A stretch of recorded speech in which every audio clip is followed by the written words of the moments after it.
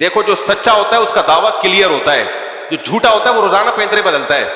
مرزا غلام احمد قادیانی کے دعوے آپ اس کی کتابوں سے اٹھا کے دیکھو، روز چینج ہوتے تھے. کبھی کہتا تھا میں ذلی نبی ہوں، کبھی کہتا تھا میں سچی مچی کا اوریجنل نبی ہوں، کبھی کہتا تھا میں وہی مسیح موعود ہوں جو عیسیٰ علیہ السلام نے آنا تھا وہ میں ہی ہوں، کبھی کہتا تھا میں امام مہدی ہوں. کسی ایک بات پہ ٹکا نہیں ہے وہ، کیونکہ جھوٹے آدمی کو فیور چاہیے جس طرح جو بن پڑے. دیکھو منکرین حدیث جو پرویزی فرقہ ہے نا، مفتی رشید احمد صاحب نے ان پر ایک کتاب لکھی ہے، اس میں یہ جو پرویز تھا نا جو جس نے حدیث کا انکار کیا ہے، ایک جگہ اس نے دعویٰ کیا کہ حدیث سرے سے حجت ہی نہیں ہے، دوسری کتاب میں حضرت نے اس کا قول نقل کیا ہے، دعویٰ کیا کہ حدیث حجت تو ہے لیکن جن ذرائع سے ہم تک پہنچی وہ قابل اعتماد نہیں ہے.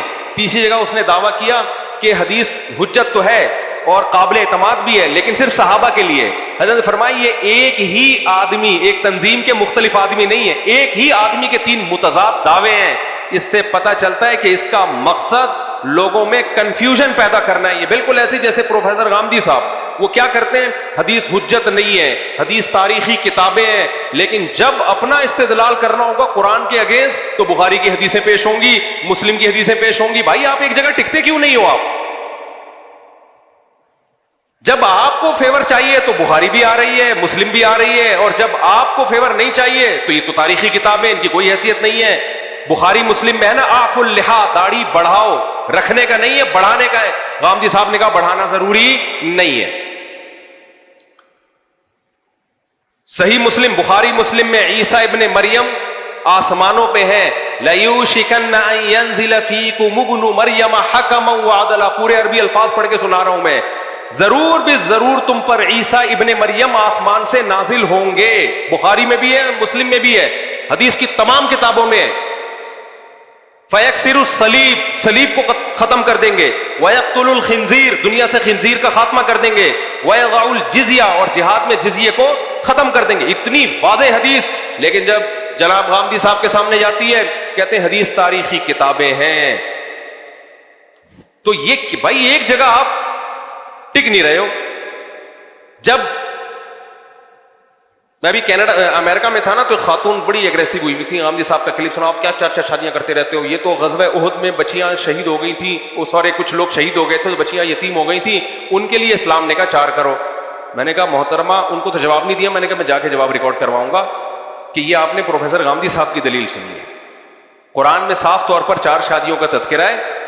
تو غامدی صاحب نے کہا غزوہ احد میں کچھ ایسا ہوا تھا جس کی وجہ سے اجازت دی گئی تھی، تو ضرورت کے وقت اس اجازت سے فائدہ اٹھایا جا سکتا ہے. یہ کہاں سے نکالا آپ نے؟ یہ تو بخاری کی حدیث ہے، حضرت عائشہ کہہ رہی ہیں نا، اور اس کا مطلب بھی وہ نہیں ہے جو آپ بیان کر رہے ہیں. وہ مطلب کیا ہے وہ ایک الگ بحث ہے، لیکن آپ استدلال قرآن کے خلاف کہاں سے کر رہے ہو؟ بخاری کی حدیث سے کر رہے ہو. تو اجماعی مسئلہ ہے، اس میں جب آپ نے قرآن کی مخالفت کرنی ہے تو پھر بخاری کا سہارا، جب نہیں کرنی تو بخاری کی کوئی حیثیت نہیں ہے.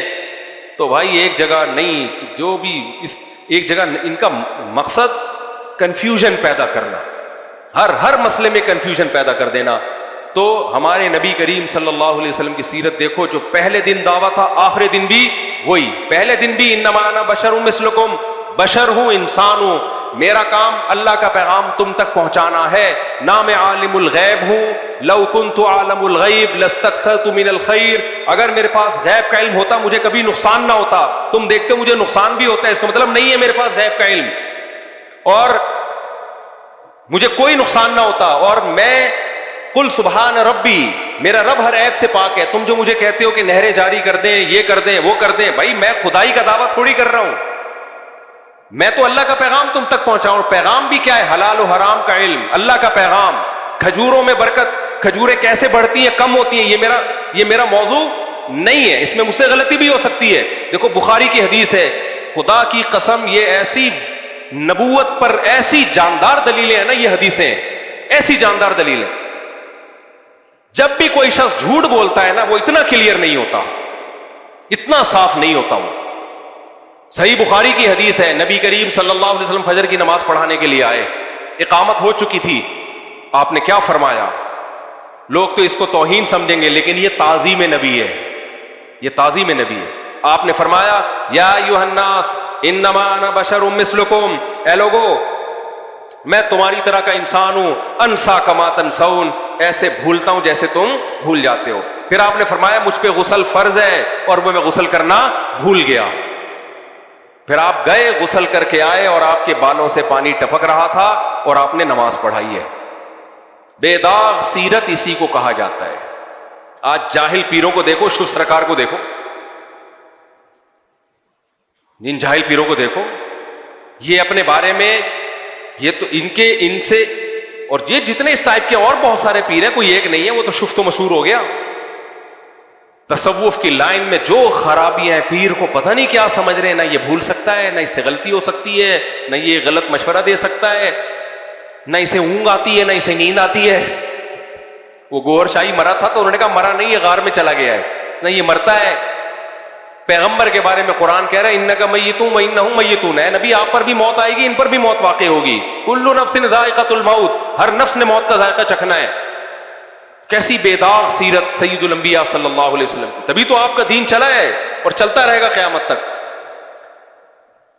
تو خیر میں یہ عرض کر رہا تھا کہ یہ جو علم ہے نا, کھجوروں میں کیسے برکت ہوتی ہے, اس علم, یہ وہ علم نہیں ہے جس کی بیس پر انسان کو وہ فضیلت ملتی ہے جس پہ وہ فرشتوں پہ مقام لے گیا. ہاں اس کی اپنی الگ سے فضیلت ہے, کیونکہ اگر پتہ ہی نہیں چلے گا پیداوار میں اضافہ کیسے ہو رہا ہے تو ہم سب بھوکے مر جائیں گے. لیکن یہ جو انسان کو, ایک چھوٹی سی مثال دوں نا, میں اکثر واقعہ سناتا ہوں. ایک آدمی, ایک مولانا صاحب تھے, وہ کشتی میں بیٹھے تو انہوں نے ملا سے پوچھا کہ تم نے دین کا علم حاصل کیا؟ انہوں نے کہا نہیں. انہوں نے کہا کمبخت, تو نے آدھی زندگی برباد کر دی اپنی. آگے جب کشتی ڈوبنے لگی تو انہوں نے کہا مولوی صاحب آپ کو تیرنا آتا ہے؟ انہوں نے کہا نہیں. کہا تو پوری برباد کر دی آپ نے. سمجھ لو. تو اس علم کی اہمیت کا انکار نہیں ہے. میڈیکل سائنس کا علم بھی ضروری ہے, کھجوریں کیسے زیادہ پیداوار, زراعت کا علم بھی ضروری ہے, لیکن میرے بھائی جو فضیلت جس بیس پہ ملے گی وہ علم ہے جو پیغمبروں کے پاس ہوتا ہے. اور آج کل وہ علم مارکیٹ سے کیا ہو رہا ہے, شارٹ. ڈاکٹر انجینئر بنانے پہ پورا زور لگایا ہوا ہے, اور حلال و حرام کا طہارت تک کے مسائل نہیں آتے. تبلیغ والے ایک دفعہ گئے تو انہوں نے کہا, یونیورسٹی کے طالب علم نے پوچھا کہ غسل کے کتنے فرض ہیں؟ اس نے کہا 3 فرض. یہ بڑے خوش ہوئے کہ چلو یار, کون کون سے؟ کہنے تولیہ, صابن اور بالٹی. خواتین کو حیض و نفاس کے مسائل معلوم نہیں ہیں, مردوں کو نماز کے مسائل معلوم نہیں ہے, سدا صاحب کب واجب ہوتا ہے, زکوٰۃ کب فرض ہوتی ہے, رمضان کا روزے کے حکام کیا ہیں, حج کے حج میں جا کے ایسے ایسے کام اولٹ پٹانگ قسم کے کر رہے ہوتے ہیں, آدمی حیران ہوتا ہے بھائی یہ کیا کر رہے, تھوڑا سا تو پڑھ لیتے. تو ایک علم وہ ہوتا ہے جو اللہ تک پہنچنے کا ذریعہ ہے. پھر اچھا انسان کسے کہتے ہیں اللہ کی نظر میں؟ اچھا توحید کیا ہے یہی نہیں پتا بہت سے لوگوں کو. الہ کسے کہتے ہیں, معبود کسے کہتے ہیں؟ تو اس لیے میرے بھائی تھوڑا سا اس علم کو بھی کیا کر لو, تھوڑا سا اس کو بھی ٹائم دے دو.